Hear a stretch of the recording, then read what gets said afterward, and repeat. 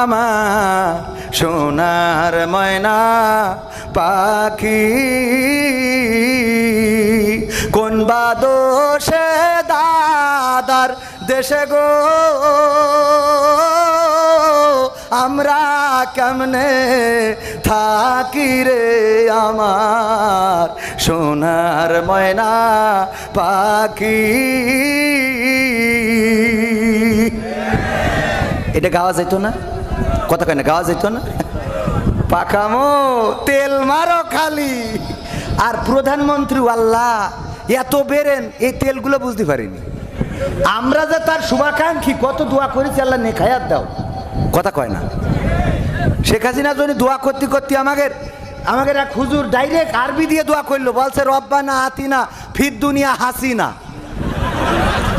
আরবি দিয়ে পর্যন্ত দোয়া করতে দিলে, এর পরেও আমাদের বিশ্বাস করিনি। কথা কয় না? ও বিশ্বাস করি যারা তেল মেরিয়েছে, ওরা দোয়া করিয়েছে কি বলছে, আল্লাহ বঙ্গবন্ধুকে সপরিবারে যারা হত্যা করেছে তুমি তাদের জান্নাতুল ফেরদাউস নসিব করো। সহ্য না করে পারা যায় কন কোনকে দোয়া কনে লাগাইছে।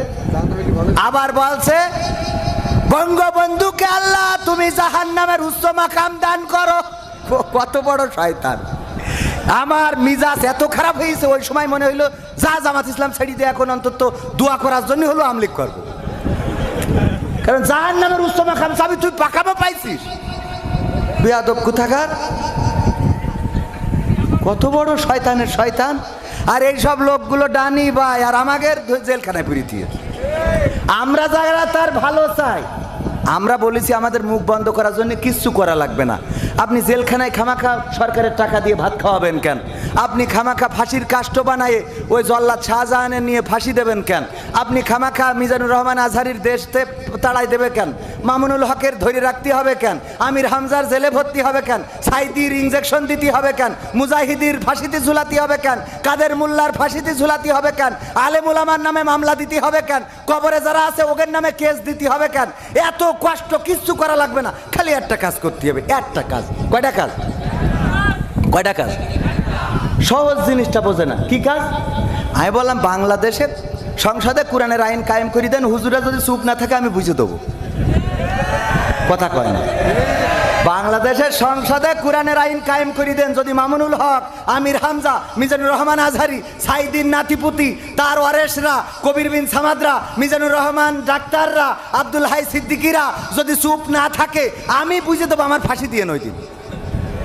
কথা কয় না? চাপাই নবাবগঞ্জে গেছি, একজন সির করতেছে, হুজুর এই স্টার জলসা সিনেমা দেখা কি জায়েজ আছে? সহ্য না করে পারবেন কি? শয়তানের তো অভাব নেই। আমি বললাম যে আছে। ঠিক বলেছি তো? কয় না, এ বোঝেও না, একদম ডাইরেক্ট কুরআন হাদিস থেকে উত্তর দিয়ে দিছি পাগল। বললাম যে আছে মানে কি ডবল ঠিক, আপনার জন্য জায়েজ, তবে যদি মানসিকভাবে আপনার নিয়ত থাকে যে আপনি জাহান্নামে যেতে চান, তাহলে জায়েজ না হারাম? আপনার নিয়তি হইলে জাহান্নামে যাবেন, তাই স্টার জলসা দেখবেন না তো কি আপনি পিস টিভি দেখবেন? কথা কয় না? আপনার নিয়ত যদি হয় জাহান্নামে যাওয়ার, তাইলে আপনি স্টার জলসা কেন, ওর সাথে আরো যা আছে লাল নীল বেগুনি সব দেখেন। আর যদি আপনার নিয়ত হয় জান্নাতে যাওয়ার, তাহলে স্টার জলসা দেখা তো দূরের কথা, বরং কি করে বন্ধ করা যাবে সেই চিন্তাটাই করা লাগবে। স্টার জলসা জি সিনেমায় বলবো, এই গানটা তো এখনো শেষ করিনি। বিরোধী দল যারা সংসদে ছিল তারা ছিল পোষা ময়না, দেশ জলে পুড়ে হয়েছে ছাই, তবুও তো কিছু কয় না। শাসনে ছিল না সততা নিষ্ঠা, বিচারের ছিল না মান, সংসদে বুঝি তাই শোনা যেত মমতাজের গান। বাংলা গড়তে চেয়েছে কেউ, ডিজিটাল বাংলা গড়তে চেয়েছে, আর কেউ বলেছিল আগামীর দেশ হবে স্মার্ট বাংলাদেশ। বলতে যে স্টেজ ভেঙে ফেলেছে।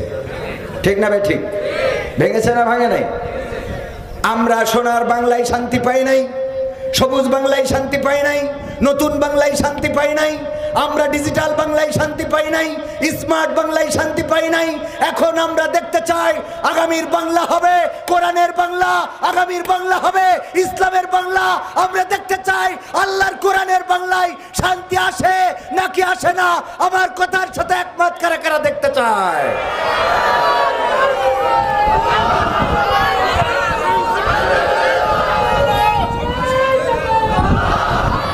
সমাধান খুঁজে খুঁজে ক্লান্ত হয়েছে যারা, সমাধান যদি পেতে চাও সব পথ গিয়ে ভুলে কোরআন দেখো খুলে, সমাধান যদি নিতে চাও।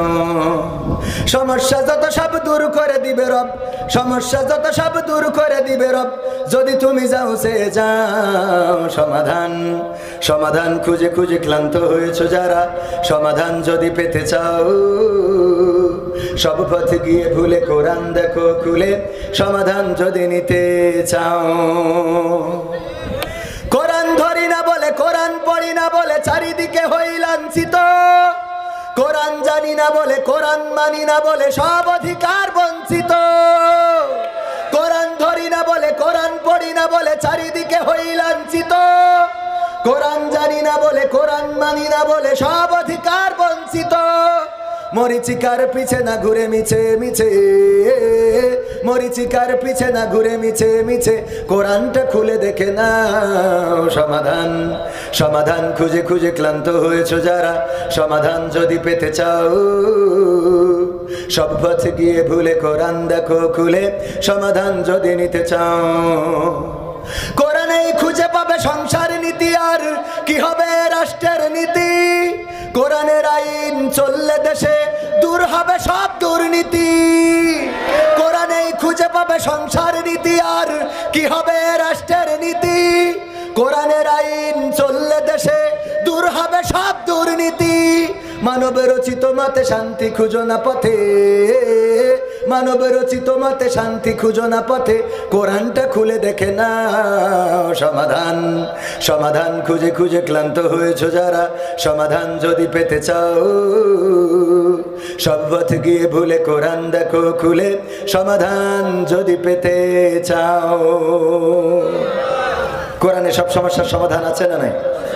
মাঝখানে ধর্ষণ বেড়ে গেল, ধর্ষণ গণধর্ষণ, এমনকি আমাদের শিশু আছিয়াকে 7 বছর বয়স এতটাই নির্যাতন করা হলো, নির্যাতনের স্ট্রিম রোলার চালানো হলো যে মেয়েটাকে CHM হাসপাতালে নিয়েও সুস্থ করতে পারে নাই। সামরিক সেনাবাহিনীর সামরিক সম্মিলিত সামরিক হাসপাতালে নিয়ে তাকে সুস্থ করতে পারে নাই।